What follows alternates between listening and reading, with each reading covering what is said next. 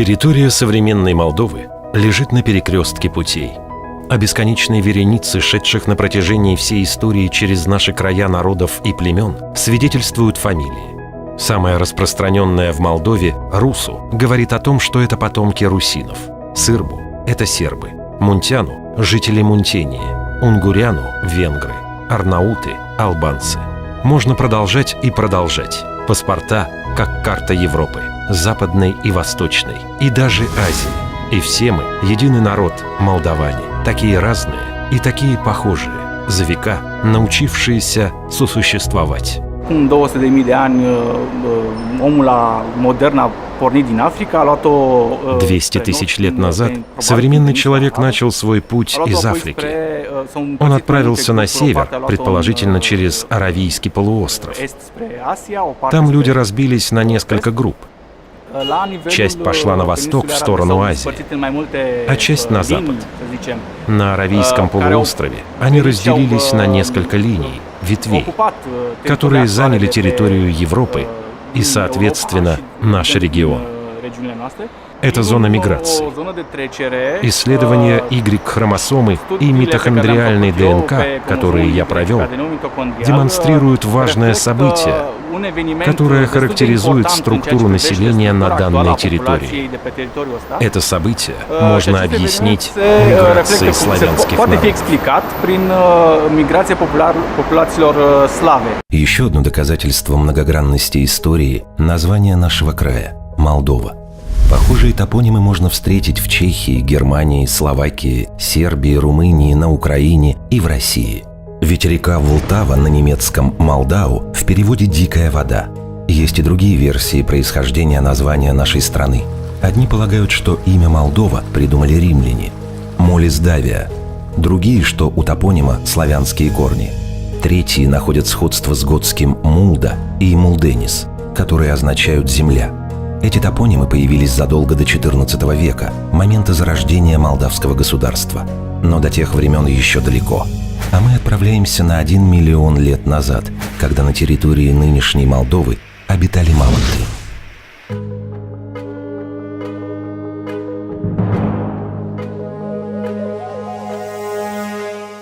În fiecare primăvară și toamnă, arheologii pornesc la specifica lor vânătoare. Ei vânează urmele evenimentelor din vremuri de mult apuse. Каждую весну и осень на охоту выходят археологи. Они ищут следы давно минувших событий и тех, кто жил здесь задолго до нас. Молдова в этом смысле благодатная земля. На каждые 2-3 километра обязательно приходится памятник истории. Самые притягательные для археологов территории – русла рек и долины. Над речными обрывами встречаются городища, поселения и курганы. Здесь селились геты, скифы. Если мы в долине, то уделяем внимание склонам, особенно южным. Их выбирали трипольцы и черняховцы. На дне долины можно найти стоянки эпохи неолита и поселения древних славян. Археологи утверждают, без находок они никогда не возвращаются со своей охоты. Arheologii afirmă că ei nu se întorc niciodată din metaforicele lor escapade cinegetice cu tolba goală, fără trofee valoroase. 10-14 миллионов лет назад от предгорий Альп до подножия Тянь-Шаня расстилалось Сарматское море. Память о нем застыла в слое ракушечника, которым богато одарена Молдова. В нем можно найти отпечатки доисторических существ. Морские воды легко вымывали в пористой породе толтер, и образовывались гроты, пещеры, навесы. Их много в Бричанском, Единицком и Рыжканском районах. Эти природные убежища становились местом жительства доисторических людей.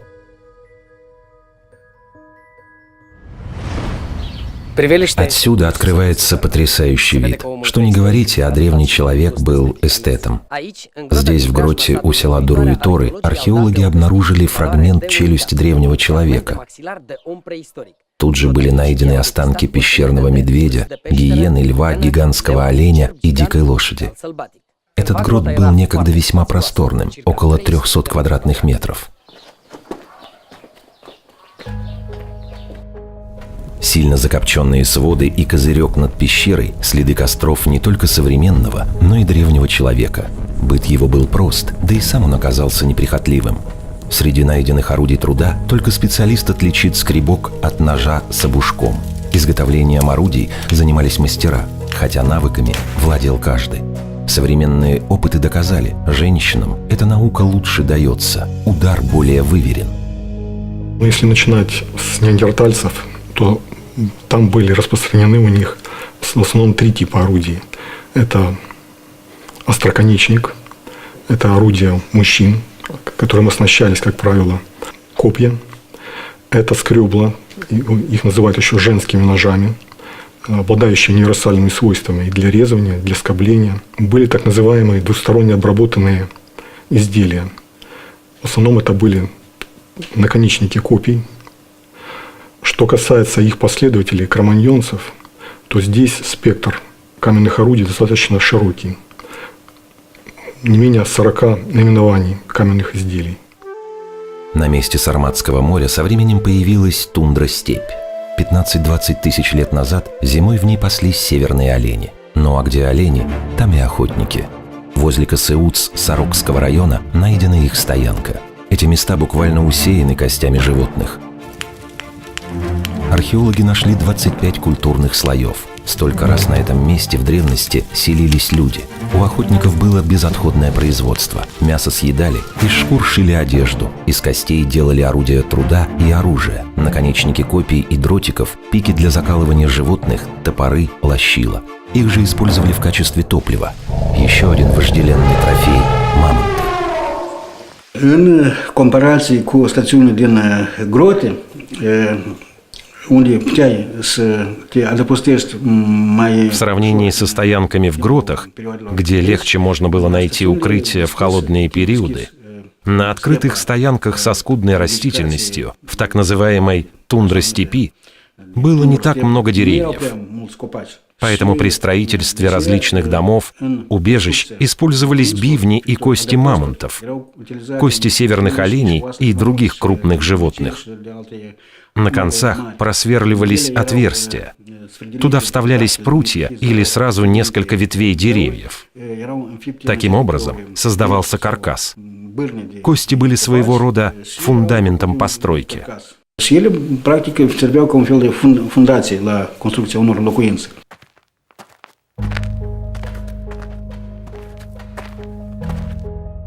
Более привычной нам лесостепью наш край становится между 10 и 8 тысячелетиями до нашей эры. Меняется климат, исчезают мамонты, северные олени, приходят новые люди – земледельцы.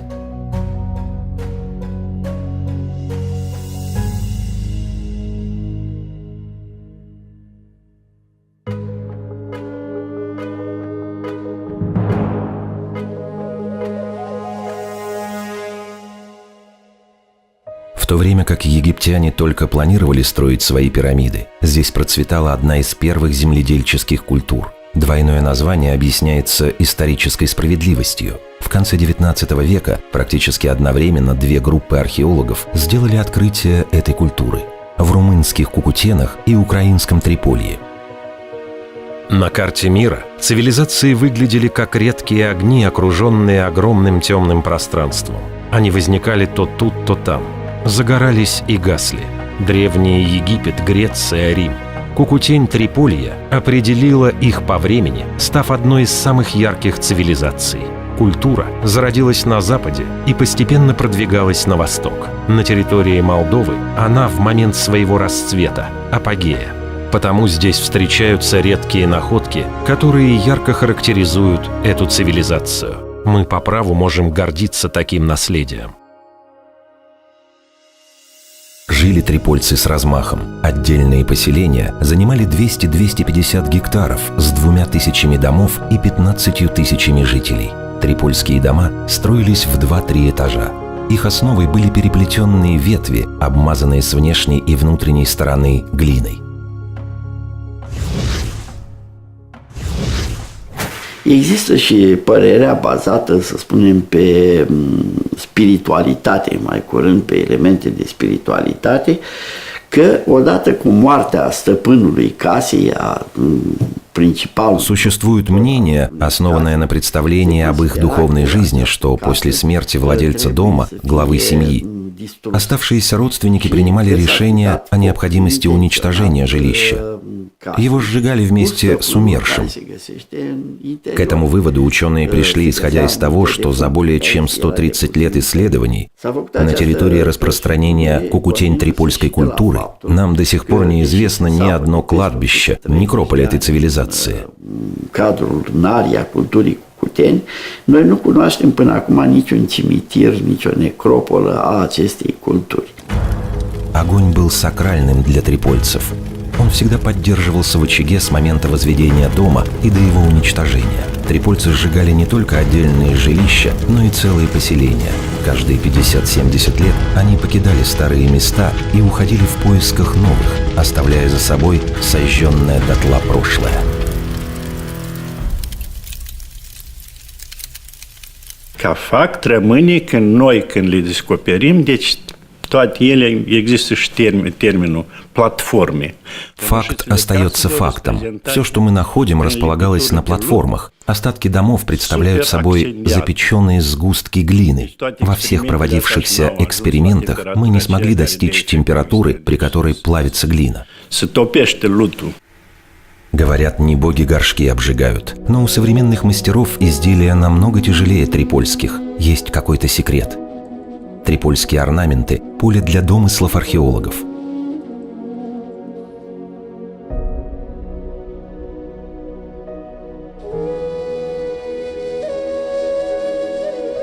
Они проводят параллели с другими культурами, бесконечно рассматривая фигурки, исполняющих ритуальный танец женщин, изображения животных и переплетающихся в неизвестных символах змеях.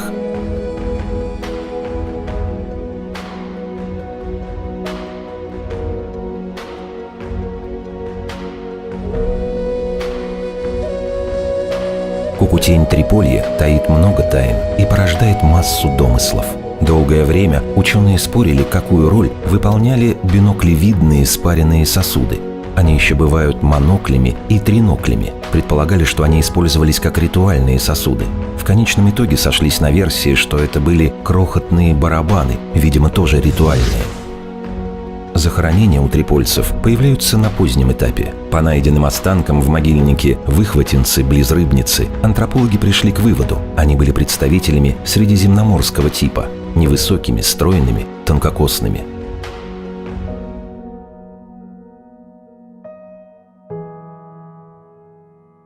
В тех же Выхватинцах нашли трогательную вещицу – погремушку. Потрясешь ее и услышишь звук, который несколько тысяч лет назад успокаивал маленького трипольца. Так оживает история.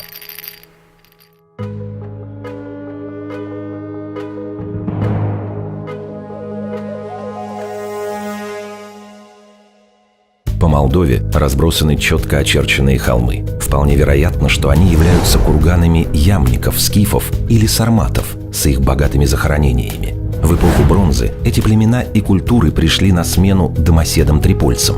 Пастухам и скотоводам, ямникам стоит принести благодарность за телеги, на которых они передвигались.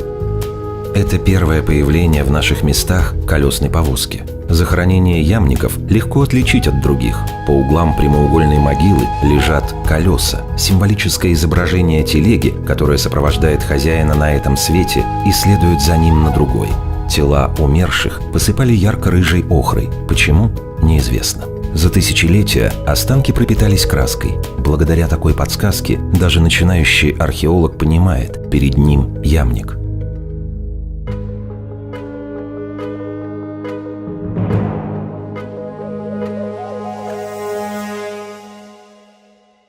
Традицию курганов продолжили скифы. Их относят ко второй волне ранних кочевников. Скифский путь лежал в Центральную Европу из Центральной Азии, так что теперь их курганы расположены от Волги на востоке до Венгрии на западе.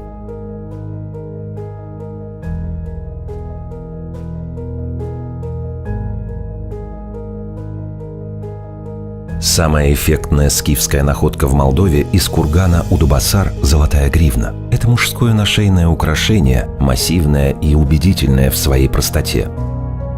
Наши клады эпохи бронзы можно найти не только в музеях Молдовы, но и в других странах. В историческом музее, что на Красной площади в Москве, хранится бессарабский клад. Он найден в 1912 году у села Бородино Акерманского уезда Бессарабской губернии. датируется первой половиной второго тысячелетия до нашей эры. Это один из самых уникальных кладов этого периода. Уникальность его заключается, во-первых, в том, что каждый предмет, он представляет собой не просто предмет снаряжения или вооружения. Это в том числе и шедевр изобразительного и прикладного искусства того времени. Для нас он является уникальным еще потому, что впервые в одном кладе было сосредоточено такое количество символов власти разных типов. Судя по разнообразию и богатству найденных предметов, хозяин заполучил их в результате военных походов. Это смешение разных культур, традиций, стилей. Копье более характерно для Поволжья, мраморная булава и топоры для Северного Кавказа. А инкрустированный золотом серебряный кинжал по орнаменту типичный для крито-микенской цивилизации. Все втулки копий украшены тонкой нарезкой и инкрустированы листовым золотом 750-й пробы. Богато, дорого. Впечатляло тогда, удивляет сейчас. Животные словно застигнуты художниками в момент погони или схватки. Мускулистые тела сплелись в плотный орнамент. Он несет в себе звериную, хищную энергию, символизирует силу и необузданный нрав владельца. Олени, кабаны, лошади, птицы – везде. На золотых бляшках, нашивавшихся на одежду, на ножнах мечей, на самом оружии. Вообще кочевники много чего дали цивилизации. Они были такими переносчиками самых разнообразных изобретений и инноваций. Это и седло, и верховая езда, и стрельба из лука.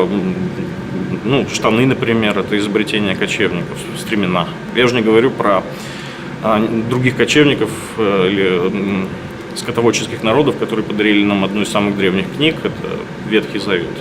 Это тоже их произведение в некотором смысле. Описание скифов встречается у Геродота в рассказе о походе персидского царя Дария. По пути он покорил много народов. Со скифами царю не повезло, дали отпор. Их всадники изматывали персов. Они проводили отвлекающие маневры, чтобы увести противника подальше от кибиток с женщинами и детьми. Дарий понял это и поспешил ретироваться. Решительнее действовал другой завоеватель, отец Александра Македонского, Филипп II. Поначалу македонец попытался мирно договориться с самым известным в истории скифом, царем Атеем. Филипп попросил 90-летнего вождя, ни много ни мало, сделать его своим наследником. Переговоры скифа с македонским царем могли бы породить анекдот о жадности и хитрости. Атей жаловался на бедность. Зачем македонцу такой никчемный родственник, увещевал скиф, и ведь явно лукавил. Скифские курганы едва ли не под самую маковку были набиты золотом. Но оно было для мертвых, не для живых. Не решив спор миром, цари вступили в бой. В нем и погиб несговорчивый скиф Атей, смерть достойная правителя. Филипп взял в плен скифских женщин и детей, забрал с собой легендарных лошадей, главное богатство Атея, и поспешил покинуть эти края. Закат Великой Скифии случился на рубеже IV-III веков до нашей эры. На смену им пришло другое кочевое племя – сарматы. Долгое время они предпочитали не переходить на левый берег Днепра, но как только в Европе начался очередной передел власти, иранские племена дошли уже до Дуная. О встрече с сарматами в греческом городе Томы, нынешней румынской Констанце, писал поэт Овидий.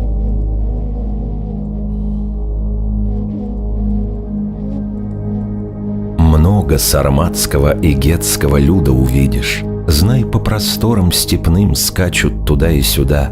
Нет среди них никого, кто бы с собой не имел бы колчана, лука и стрел со стрием синеватым от яда змеи.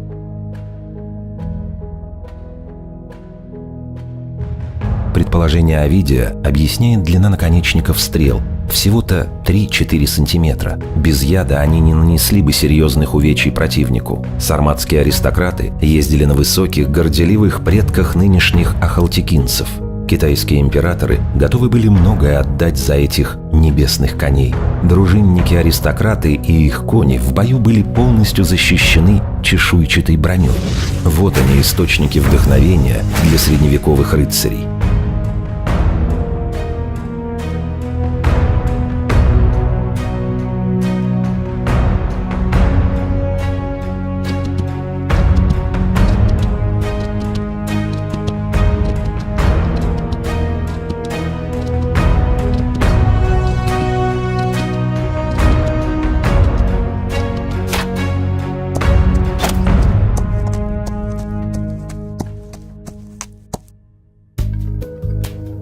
Воевали не только сарматы-мужчины, но и женщины. В их захоронениях находят много оружия. Сарматские женщины – один из прототипов амазонок. Многие украшения выполнены в бирюзово-золотом цвете. Мотивы те же, что и у скифов – звериные. Сарматы – название собирательное. На деле это было множество племен. Таким же объединяющим разношерстную публику является определение «фракиец». В письменных источниках дотошные историки насчитали 86 племен, объединяемых одним этнонимом.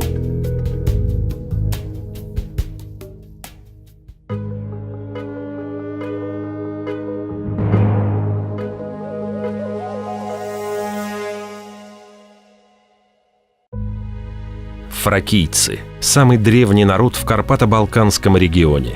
Эти индоевропейцы расселились на огромной территории между Эгейским морем на юге, Северными Карпатами на севере, средним течением Дуная на западе и Черным морем на востоке.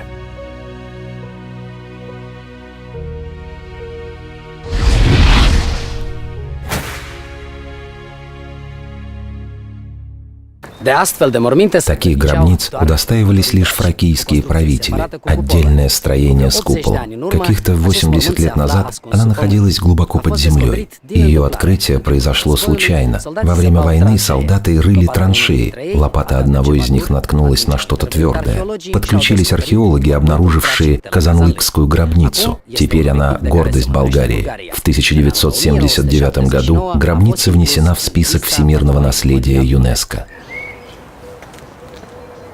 Представители этого народа были известны как мужественные воины. Легенды о лошадях, об оружии фракийцев пересказывались во всем древнем мире. Современники с завистью описывали фракийские колесницы. Их периодически находят на территории современной Болгарии. В гробовете се слагали вещи, които са необходими в отвъдния живот. Они клали в гробницу вещи, необходимые в ином мире. Все то, что служило им при жизни. Посуду и сосуды, туалетные принадлежности, ритуальные предметы, емкости из бронзы, серебра, керамики и стекла. Обязательно клали оружие. Также находим чернильницы, которые были неотъемлемым предметом в быту фракийца-аристократа. Он был не только воином и охотником, но и администратором. Мы видим, что в гробнице рядом с усопшим оставляли еще колесницу, его любимых коня и собаку, чтобы они сопровождали фракийца в загробном мире.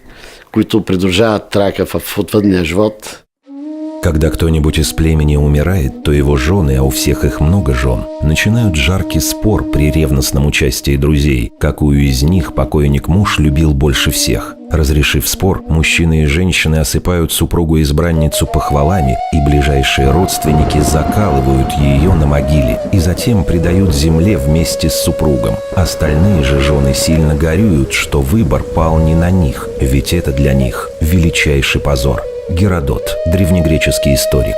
История, 5 книга. Представители северного племени фракийцев геты умершего провожали песнями и весельем, а новорожденного встречали со слезами. Геты считали, что загробный мир куда лучше земного. В этом их убедил некий Замолксис. Геты полагали, что он бог, а древнегреческий историк и географ Страбон был убежден, это простой смертный, мало того, бывший раб философа и математика Пифагора. В своих странствиях Замолксис вроде бы побывал не только в Греции, но и в Египте. Probabil prin acest fapt Herodot încerca să menționeze că geții aveau o spiritualitate specifică. Пожалуй, этим фактом Геродот стремился подчеркнуть особую духовность гетов, которая отличала их от других многочисленных племен фракийцев. Геродот, говоря о гетах, утверждает, что они считали себя бессмертными. Это их базовая характеристика.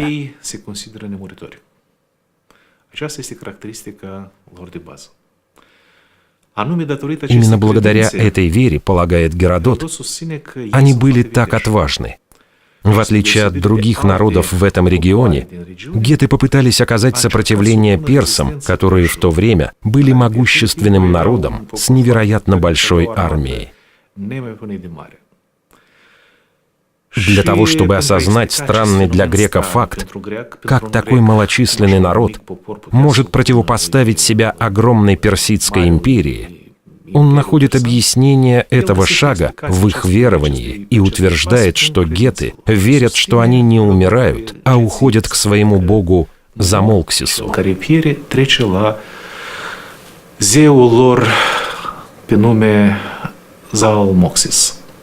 Чем выше на север Молдовы, тем чаще можно встретить остатки гетских поселений. Одно из самых крупных обнаружено к югу от Аргеева в селе Бутучены.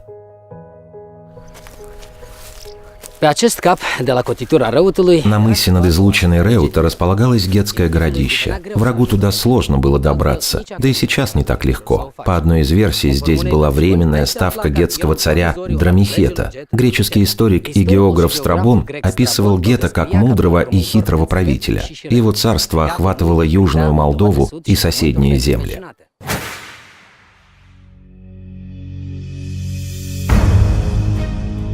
В 292 году до нашей эры в поход на гетов отправился сподвижник Александра Македонского, полководец Лисимах.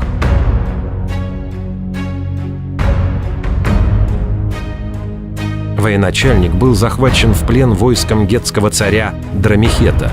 Советники настаивали, надо убить врага, чтобы неповадно было другим. Но хитрый гет, напротив, осыпал Лисимаха почестями. Драмихет, царь фракийцев, оказывал царю Лисимаху всякие знаки гостеприимства, поцеловав его, а затем привел его и его детей в город. Страбон, греческий историк и географ. Лисимаха с войском отпустили, на прощание намекнув, что не стоит больше появляться на землях гетов. Македонец принял увещевание к сведению и больше в этих местах не объявлялся. Неизвестно, какое впечатление произвело на Лисимаха гетское поселение, а удивиться было и есть чему. Помимо жилищ гетов в Бутученах обнаружено святилище. Предполагают, что это был круглый храм с закрытым внутренним помещением и открытой галереей вокруг него. Его сравнивают с английским Стоунхенджем. Возможно, это было не только святилище, но и обсерватория.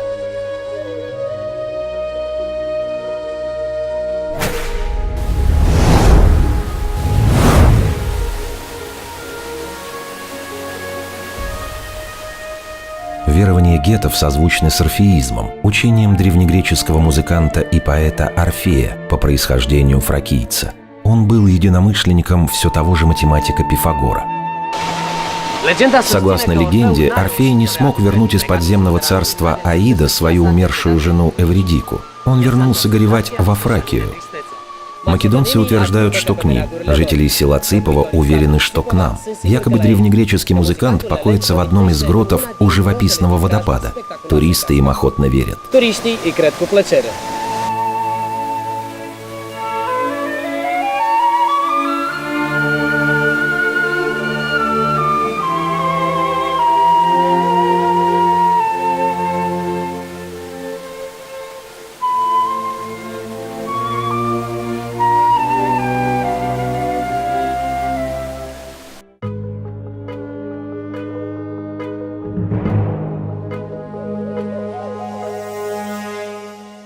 С греками гетов связывала не только заимствованная религия, но еще и экономические, торговые связи.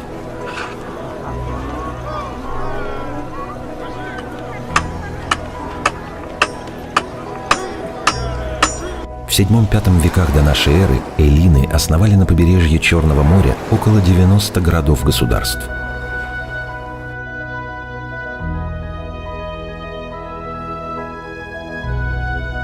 Самые близкие к нам – греческие колонии Истрия, Тира и Ольвия. Город Тира располагался на правом берегу лимана Днестра, на месте современного города Белгород-Днестровский. Греки были очень прагматичные люди. Поэтому колонизация имела в своей основе одну из главных причин, это, конечно же, торгово-экономическая причина. Это просто приехали прагматичные люди, желавшие заработать. Торговали здесь с местными, это фракийские племена, если мы говорим о Тире, чуть попозже это уже скифы. И с другой стороны, так сказать, торговой цепочки, это метрополия, это города классической Греции. Афины, там, Хиос, Клозамены и так далее. Здесь находим огромное количество импорта. То есть той самой керамики, которую там производили, сюда продавали, а эти же отсюда вывозили зерно, рабов, потому что на рабовладении базировалась вся экономика фактически там, в центре. Греческие города привлекали как торговцев, так и завоевателей. В 331 году до нашей эры наместник Александра Македонского Заперион подверг осаде греческие города. На обратном пути он вместе с 30 тысячами воинов был атакован скифами и гетами и погиб в Гетской пустыне. Вероятно, это вновь описание Буджакской степи. Предполагают, что именно с этими событиями связан знаменитый клад, найденный в советские времена колхозниками в Аланештах Штефанводского района. В нем светильник из храма Артемиды, комплект македонского вооружения, роскошный шлем с изображением сатира и сфинксов и пара поножей. С ними связана современная история, детектив, приключения и комедия в одном флаконе. Отрицательными героями этого сценария, нарушившими закон, стали милиционеры. Țăranul, cunoscând legea, toată lumea cunoștea că se persecută, deci a predat материалу la милиции. Крестьянин, как и все остальные люди, знал, что закон обязывает сдать находку в милицию. Простой народ законопослушный. Ну а милиционеры, вместо того, чтобы, как полагается, сдать находку в Центральный исторический музей, поступили весьма практично. Они надевали поножи на ноги и колени, чтобы защищать себя при езде на мотоцикле от холода. Вероятнее всего, события происходили в холодное время года. Так они и ездили в течение недели-двух, пока кто-то не убедил их взяться за ум, чтобы избежать проблем. После этого клад был передан в Центральный музей.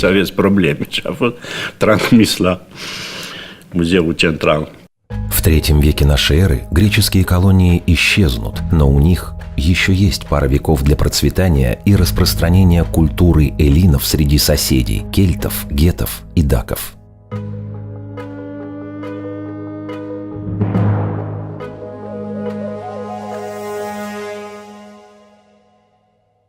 Еще одним северным фракийским племенем были даки.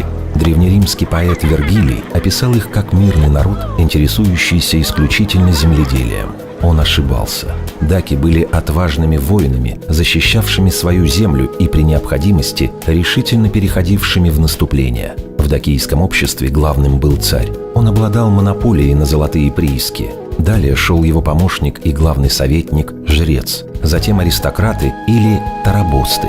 Так их называли из-за носимой ими в любую погоду шерстяной шапочки. По этому головному убору можно легко отличить на древних изображениях дака от представителей других народов. Простой народ называли каматами или капилатами. История сохранила имена двух легендарных дакийских царей – Буребисты и Децибала.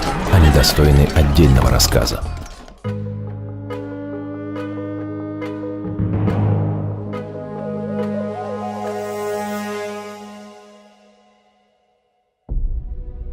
С именем царя Буребисты связывают появление столицы Дакии Сармизиджитусы. Она расположена в труднодоступной горной местности румынской Трансильвании. Это типичная Дава, крепость даков. Сармизиджитуса расположена на высоте 1200 метров, имеет протяженность около 3 километров.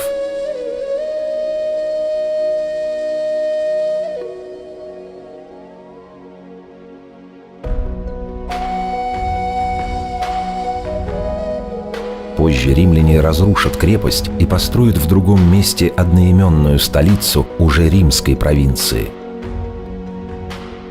Буребиста был собирателем земель. При нем государство обрело свой самый внушительный размер. Географ Страбон писал, что этот царь мог собрать войско в 200 тысяч человек.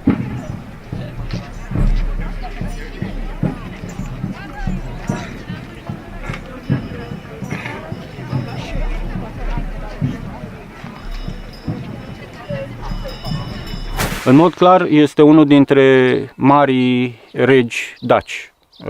El este cel care... Разумеется, это один из величайших царей даков. Он тот, кому удалось объединить дакийские племена. Возможно, на религиозном фоне, за счет культурного, цивилизационного взрыва того периода, создается огромная империя, которая на севере достигает Братиславы, доходит до Украины, Днестра и Балкан. С другой стороны, охватывая греческий мир на побережье современных Румынии и Болгарии.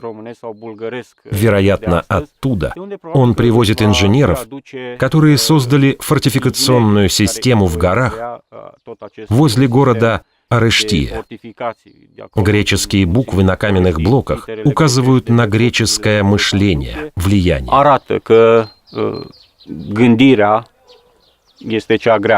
Буребиста настолько увлекся ролью геополитика, что вмешался в конфликт римлян, в который, пожалуй, не стоило вмешиваться. Он встал на сторону Гнея Помпея, выступившего против Гая Юлия Цезаря.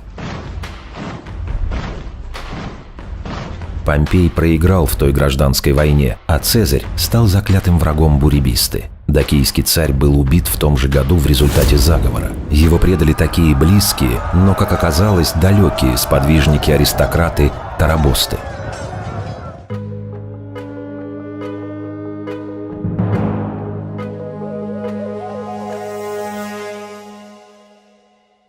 Спустя 142 года единство народа смог восстановить царь Децибал. Это были сложные для даков годы. Рим наступал. Встреча была неминуемой. Не дожидаясь ее, даки сами атаковали римские войска. В 85 и 87 годах они перешли Дунай и победили римскую армию. Спустя год удача перешла на сторону римлян. Децибал был вынужден заключить мир. Дак не столько потерял, сколько приобрел. Он, как и прежде, именовался царем. Мало того, получал ежегодные субсидии, оружие. В край приезжали мастера, строили военные сооружения. Кроме того, соглашение означало официальное признание дакийского государства. Даки учились у специалистов прежде всего военному делу. Это доказывают изображения на колонне Трояна в Риме. На рельефах явное сходство сторожевых вышек римлян и даков, построение воинов с обеих сторон в знаменитую римскую черепаху.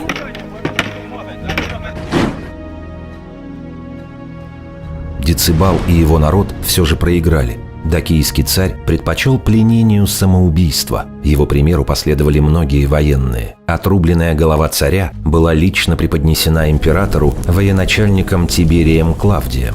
Помимо провинции, римлянам достались сокровища Децибала. Чтобы заполучить их, захватчикам потребовалось повернуть русло реки, на дне которой дакийский царь спрятал свои богатства. На приобретенные золото и серебро в Риме устроили небывалое торжество. Da, există, o singură sursă istorică pe subiectul ăsta, care asta o avem, cu asta mergem, care spune că sunt peste 300 de tone de aur și 600 de tone de argint pe care romanii le-au găsit prin... Существует единственный исторический источник, описывающий это событие. На него и ссылаемся. В нем говорится о 300 тоннах золота и 600 тоннах серебра, которые римляне смогли обнаружить из-за предательства одного из приближенных Децибала, Бицилиса. Даки спрятали сокровища на дне реки Саргетия. Римляне достали их и увезли в Рим. Им нужно было как-то аргументировать неимоверные усилия в этой войне. Так они покрыли золотом и серебром вложения в эту кампанию. В тех впечатляющих сражениях гладиаторов в Риме, длившихся 123 дня, были задействованы 20 тысяч пленников даков. Колоссальная цифра. Lupte de gladiatori în amfiteatrele Romei, folosind 20.000 de prizonieri daci. Deci o cifră colosală. За счет даков также возвели знаменитую колонну Трояна, на которой шаг за шагом, сцена за сценой описан поход римлян на Дакию. Кровавое зрелище производит угнетающее впечатление.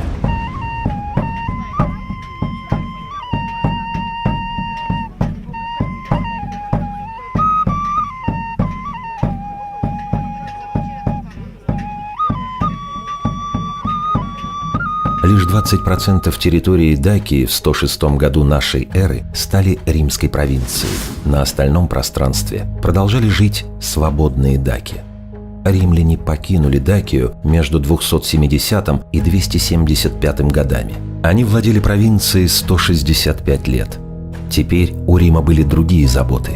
Наступали племена варваров, так что победа империи над даками ознаменовала начало ее падения.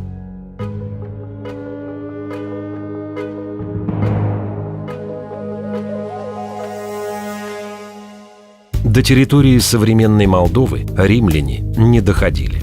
Тут был свой провинциальный Рим. Его принесли черняховцы. Ученые спорят, кем же они были с этнической точки зрения. Пришли к консенсусу. Это была готская федерация германских и негерманских племен. То есть готы, пришедшие из Скандинавии, главенствовали над другими племенами, в том числе над черняховцами, населявшими нашу территорию. Многочисленные поселения черняховцев не были укреплены. Они считали, что опасаться некого. То было на самом деле недолгое время передышки. Черняховцы впитали в себя культуру Рима и других народов. От римлян они завели моду на ношение драпированной одежды, края которой скрепляли богато украшенной булавкой – фибулой. От германских племен среди мужчин пошла мода на длинные волосы, собранные сбоку в узел. Это был символ принадлежности к знати. Потому гребни находят как в женских, так и в мужских захоронениях. И, наконец, черняховцы первыми ввели в здешних местах в обиход изделия из стекла, кубки зеленого и голубого оттенков. Стекло в те времена было дорогим и редким удовольствием. Предполагают, что конические сосуды изготавливали артели кочующих римских мастеров. Черняховцы переоценили степень своей безопасности. Им пришлось уступить под натиском Аттилы, правителя гуннов. Эта территория стала частью его царства. Аттила объединил под своей властью тюркские, германские племена в державе, простиравшиеся от Рейна до Волги. Тем временем племена и народы все шли и шли. Это было великое переселение, открывшее новую страницу истории для нашего края и Европы.